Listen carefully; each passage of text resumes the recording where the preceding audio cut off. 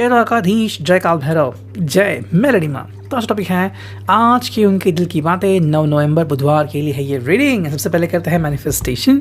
We want proper guidance and intuitions. Yes, हमें intuitions मिलने चाहिए एंड जो भी इंट्यूशंस मिलेंगे हमें उनका सही इस्तेमाल करना है। ठीक है, तो ये भी हो सकता है कि अगर हम इंट्यूशन का इस्तेमाल करें तो कोई अगर नेगेटिव बात होने भी वाली है तो हम उसे पहले से ही रोक सकते हैं। Right, so just think about it. अब देखते हैं सबसे पहले टैरो से हमें क्या रीडिंग मिलती है। करते हैं कार्ड्स की शफलिंग। हमें चुनने हैं बस कुछ कार्ड। ये आ गया पहला card and that is all about the 2 of swords. अगर हम इस कार्ड को देखें तो थिंक आप दोनों की एनर्जी यहाँ पे आ चुकी है, जो कि है भाई जेमिनाई, लिब्रा, एक्वेरियस। यहाँ पे आई थिंक दोनों का कम्युनिकेशन का गोल चल रहा है कि मुझे इनसे कम्युनिकेट करना है और शायद वो भी आपसे कम्युनिकेट कर रहा है, लेकिन थोड़ा बहुत डिफरेंस भी हो सकता है कि कपल में से एक जो है वो बहुत कम्युनिकेट करने की कोशिश कर रहा है और दूसरा जो व्यक्ति है वो बिल्कुल भी कम्युनिकेट करने में इंटरेस्टेड नहीं है। हालांकि दिल की फीलिंग्स बिल्कुल है लेकिन कन्फेस नहीं करना चाहता कोई, वो चीज़ हमें यहाँ पे देखने को मिलती है। सेकेंडली यहाँ पे क्या है ना कि कोई पर्सन कह रहा है कि अगर मैं प्यार करता हूँ तो इसका मतलब तुम भी प्यार करते हो। शायद ये सही हो सकता है, उसमें कोई दो राय नहीं, लेकिन अगर आप उसको कह रहे हो कि तुम पहले कन्फेस करो तो वो उनकी पर्सनल फ्रीडम के बीच आ रहा है।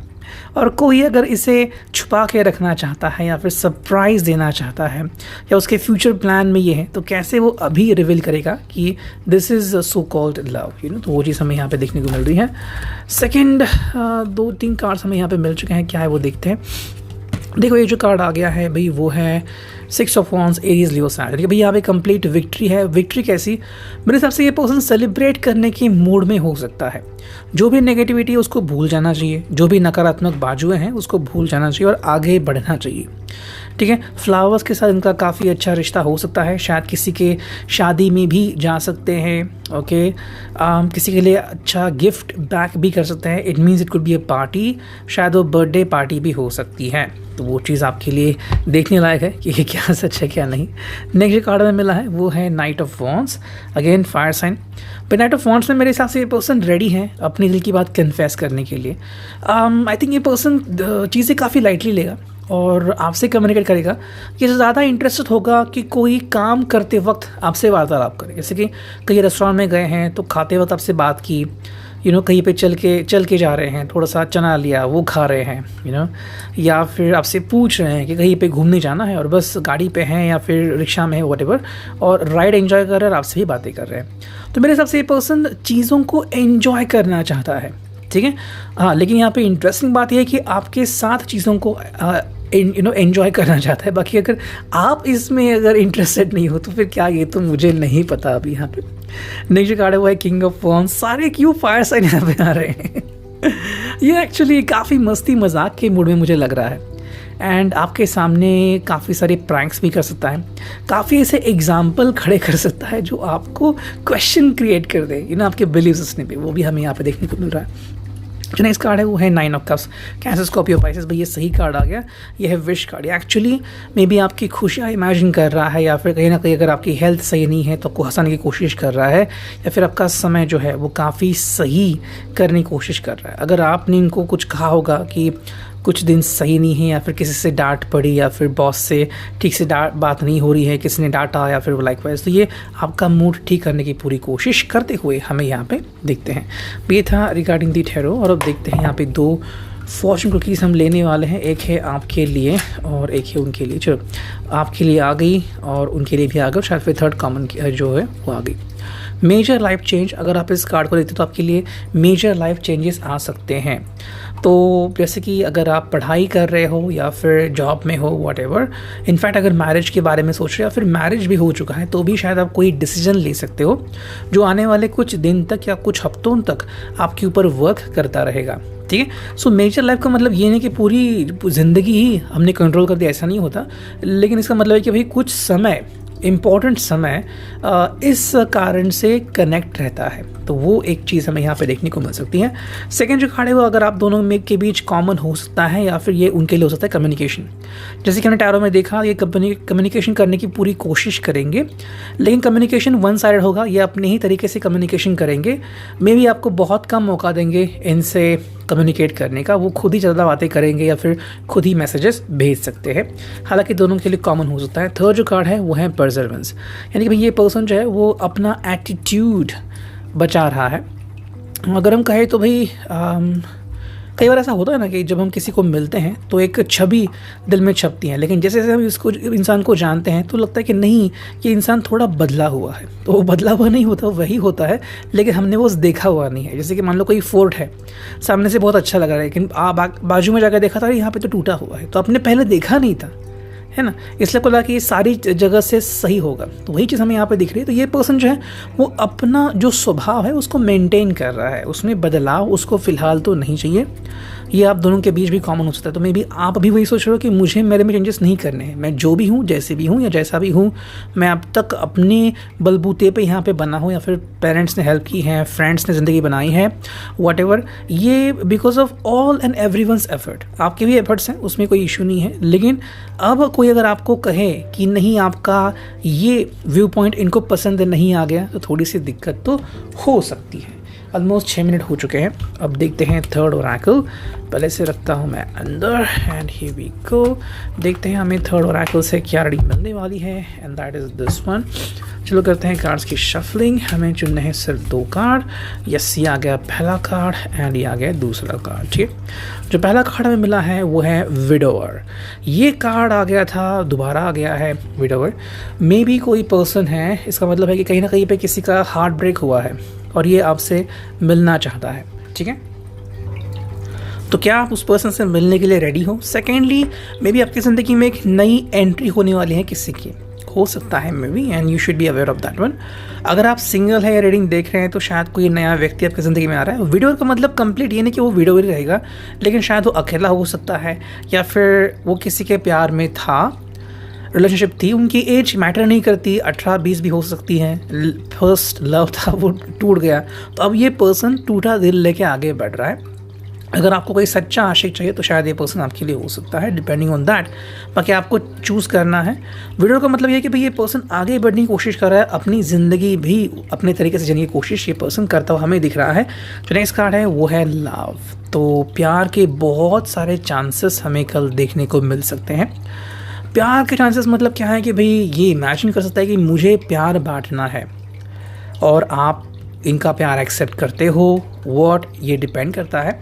काफ़ी इंपॉर्टेंट है कि अगर आपसे कोई बात करने आ रहे हैं तो आपका व्यू पॉइंट क्या हो सकता है। कहीं ना कहीं मुझे लग रहा है कि यहाँ पे थोड़ी बहुत चेंजेस हो सकती है। फॉर एग्जांपल, इनका स्वभाव जैसे आपने सोचा था वैसा हो सकता है, लेकिन इनका जो फिजिक है, जैसे कि बॉडी वेट थोड़ा ज़्यादा या कम हो सकता है। एप्स अगर चाहिए तो शायद नहीं हो सकते हैं प्रेजेंट, या फिर हो भी सकते हैं डिपेंडिंग ऑन जहाँ पे अनएक्सपेक्टेड हो, या फिर वो व्यक्ति बहुत ही दुबला पतला हो, या फिर बहुत ही एवरेज हो, या फिर हेल्दी हो बहुत, तो डिपेंडिंग ऑन दैट कि क्या हो। तो कहीं ना कहीं मेरे हिसाब से चुनौतियाँ आपके सामने आ सकती हैं, लेकिन प्यार का मतलब है कि ये व्यक्ति ऐसा होगा जिसको देख के आपको लगेगा कि हाँ भाई, प्यार वाली क्वालिटीज़ तो इससे ज़रूर मेल खाती है।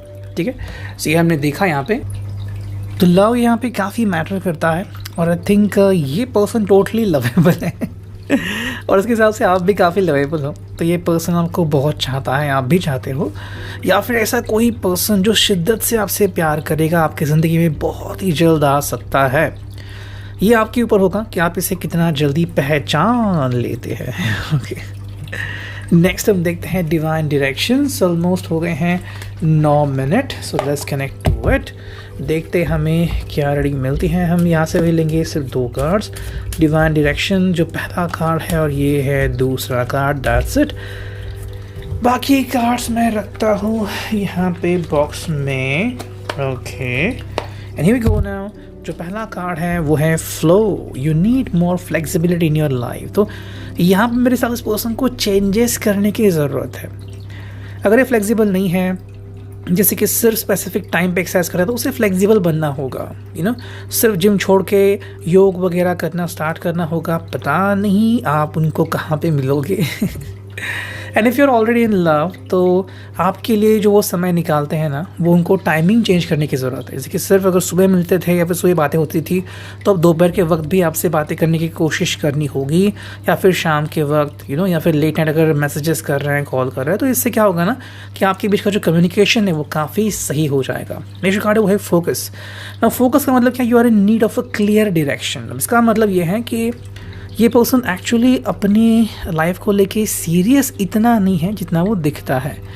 मतलब कि मान लो उसके सामने 3 अपॉर्चुनिटीज़ हैं, ओके, तीनों ही बहुत ही बढ़िया है, एक से बढ़कर एक। मे बी 1 नंबर का जो है वो 20% अपॉर्चुनिटी है, 2 नंबर की 30 और 4th नंबर की है वो 50। लेकिन अगर सिर्फ 20 मतलब फर्स्ट को अगर पकड़ रहा है तो क्या उसके लिए फेयर होगा? तो वही बात है, यहाँ पे ये पर्सन फोकस नहीं कर रहा है। शायद उसे अपने ज़िंदगी में और चेंजेस लाने की ज़रूरत है और वो ला भी सकता है, लेकिन पता नहीं किस कारण की वजह से वो कुछ कर नहीं रहा है। That is what we see here. And अब देखते हैं finally 2 cards from Avalon magic. ठीक है, चलो देखते हैं हमें यहाँ पे कौन से कार्ड मिलते हैं। ये आ गया पहला एंड ये आ गया दूसरा कार्ड। चलो तो कब भी आ गया है यहाँ पे, तो कोई ना कोई मैसेज ज़रूर मिलेगा हमें यहाँ पे। जो पहला कार्ड है, as you can see, this is the one. भाई ये है, be attune to the rhythm and cycles of your life and notice the shifts and changes. Peace come from sacred union of nature and spirit. यहाँ पे हमें nature और spirit आप दोनों को कह सकते हैं, या फिर कहीं ना कहीं इनका दिल जो है वो लग नहीं रहा है।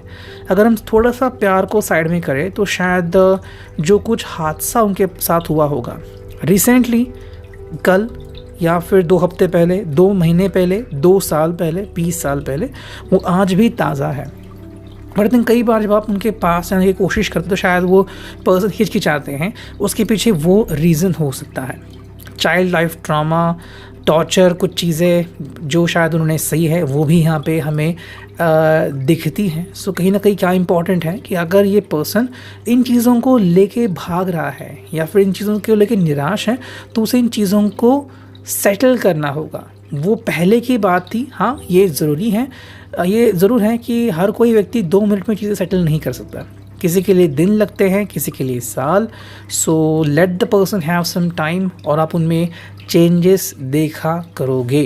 जो नेक्स्ट कार्ड है वो है cup. As you can see, heal through changing your story, begin in this moment, don't look back. जैसे मैंने कहा, बिल्कुल वही आ गया है कि इस पर्सन को अपने भूतकाल में नहीं जाना है। जैसे कि मान लो कल का दिन हम लेते हैं, उनका और बॉस का बहुत भयानक झगड़ा हो गया।